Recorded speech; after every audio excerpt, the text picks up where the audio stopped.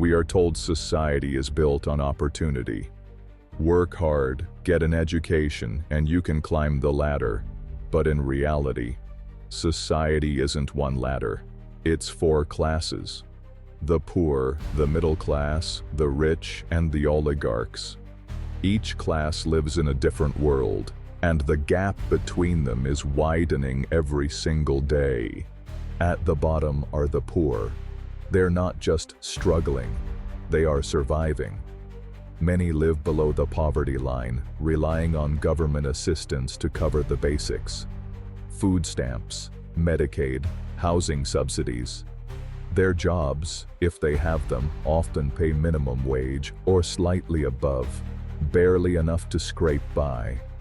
Think of towns across America like rural Virginia or Appalachia, communities where factories shut down, opportunities vanished, and despair became generational.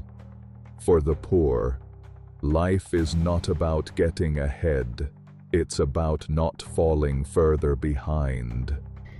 Y'all, I'm parked in front of Dollar Tree because I'm about to go in there and get some essentials.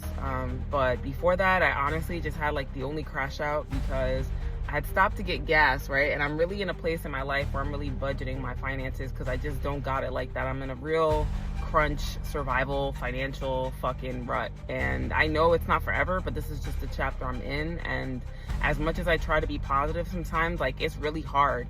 It's really hard to be in a financial, like, survival mode when you don't know what your next move is. You don't know where your next resource is coming from. Next is the middle class, the class that once defined the American dream. Just a few decades ago, the formula was simple: get a degree, find a stable job, earn $50,000 to $60,000 a year. If you had a two-income household, you could make $120,000, live in a manicured neighborhood, own a pet, take vacations, and plan for retirement with insurance and a 401k. But today, that dream is slipping away. Wages have stagnated while the cost of housing, healthcare, and education skyrocketed. What used to be comfortable has become fragile. One medical emergency, one layoff, and middle-class families can tumble into poverty. The middle class is no longer a secure destination. It's a shrinking tightrope. When you look back to 1980 to 2000 to today, you can see the major problem that we're having. The writing's on the wall. Here's the average housing prices: $47K, $120, $420, 13% interest rate in 1980, then 8% in 2000, 8% today. $600 out the door payment a month, $1,200, $3,700. But here's the problem. Back in 1980, what do you think you needed to qualify for this home? $18,000 in income, but yet the median household income was $21,000. That makes sense. The average American could buy the average house. In 2000, 20 years later, same thing. $38K to qualify, $42,000 median household income. Makes sense.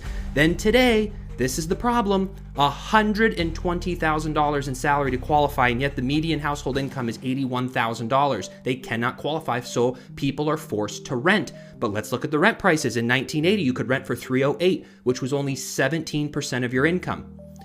In 2000, if you didn't want to buy, you could rent for $600, 17% of your income. Well, today, people don't have a choice. There are 100 million people right now in this country that are forced to rent, which is 29.6% of their income.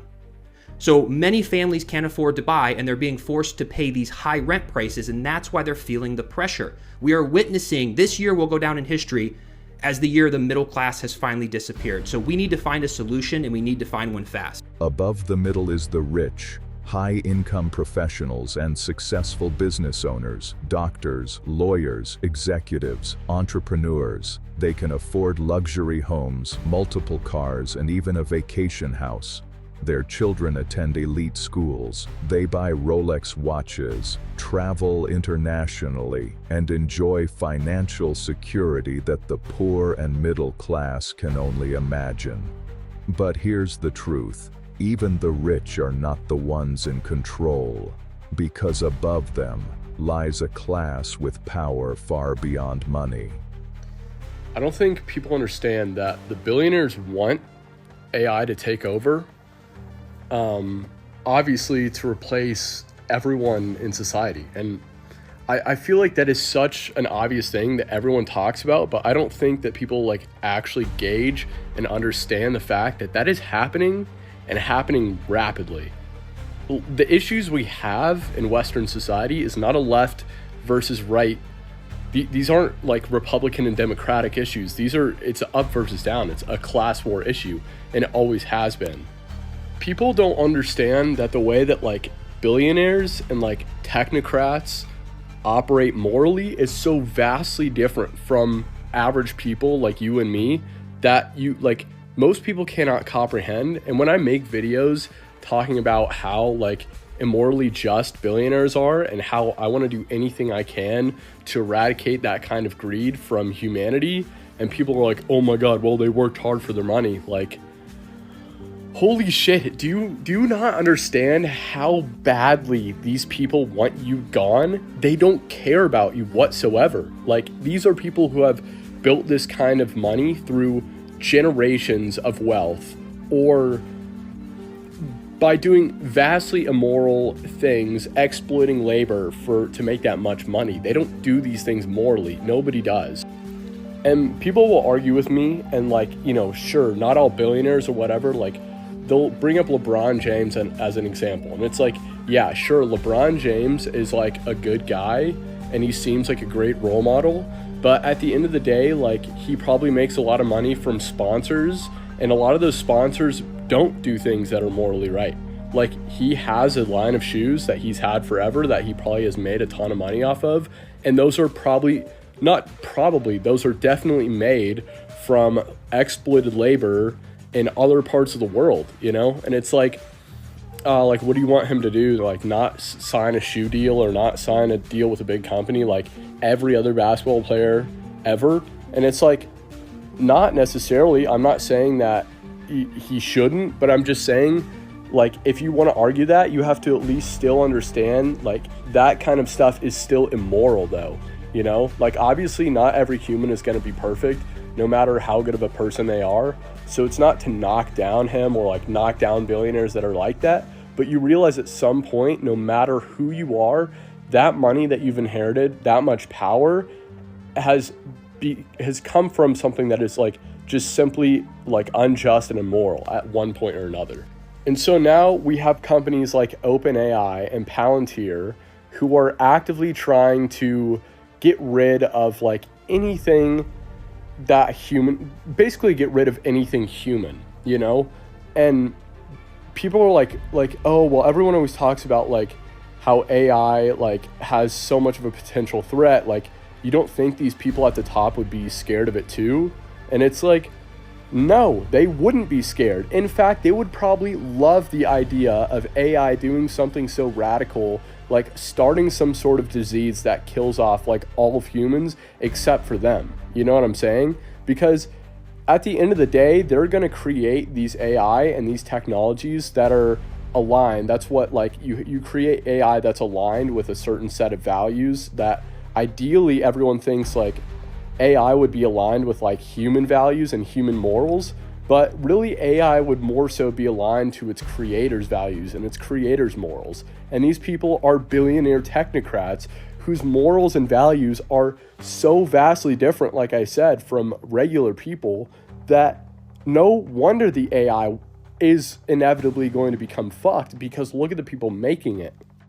And no matter if AI has the capacity to like go through all of human history and all like every human document we have and go over everything, like, we would have to hope somehow that AI would actually be less evil than humans.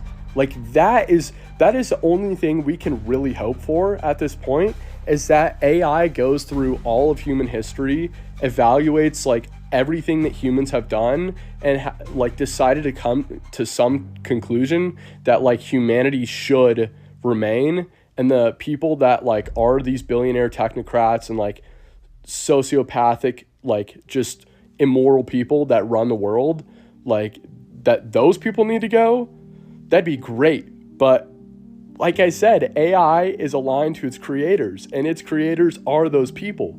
So what do you think is going to happen in the very end? They're going to replace us with robots, with fucking AI. They're going to let the rest of the world starve and die of sickness and die of poverty, or simply just fucking AI drone strike us all with Palantir drones.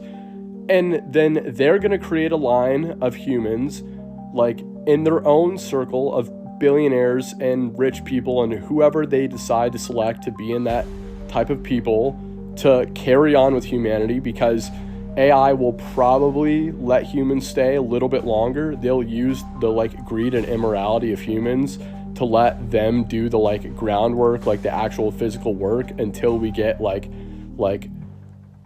actual functional robots up and running. But then at some point, if AI is aligned to that kind of like morality, then all humans, no matter the billionaires, will be gone too. At least theoretically, you'd think. Like if AI is going to do one thing right, it's going to at least just kill all of us and not just leave the like fucked up billionaires in the world, because, well, then AI is made in the eyes, it's made in the image of itself. So then we're fucked. At least we made something that gave us our own like revenge at the end of the day. But it just truly baffles me how I see like day in and day out like different news or like different shit all over the internet that is just rapidly increasing the wealth gap and the power that the wealthy have over the lower class. And I really hate to say this, but it needs to be said, and I've heard people on this platform say it before, but like peaceful protesting, like this isn't how we do this anymore. There is no peaceful protesting to be had.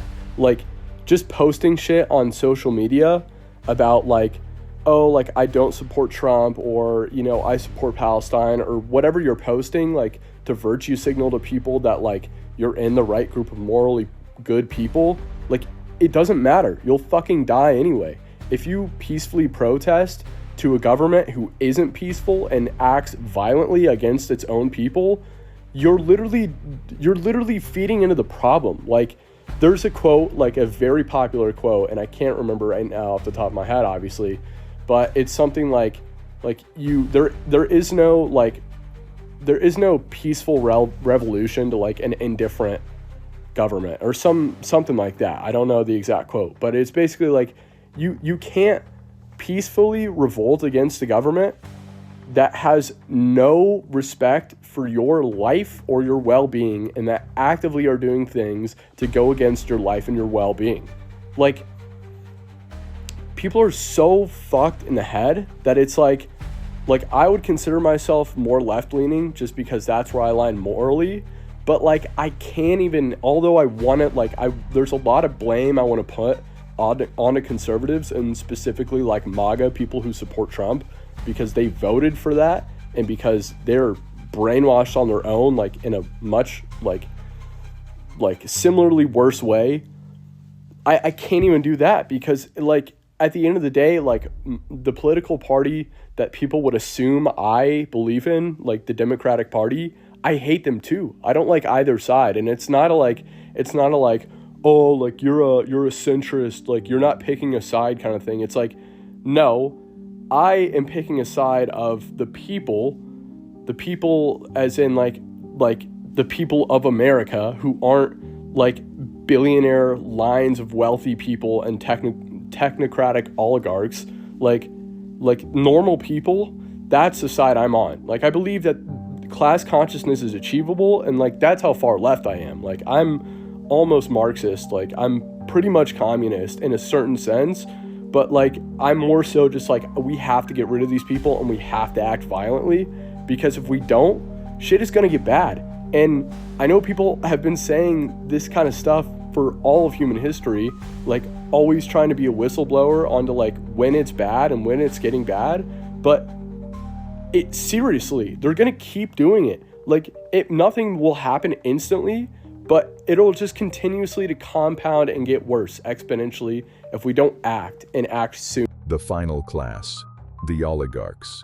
These are not just wealthy individuals. They are power structures. Elon Musk, Jeff Bezos, Bill Gates, Mark Zuckerberg. People whose influence extends beyond business into government, media, and society itself. Oligarchs don't simply spend money on houses or jets. They spend money to control policy, laws, and the future of entire nations. They lobby governments. They fund campaigns. They use their wealth as a weapon of influence.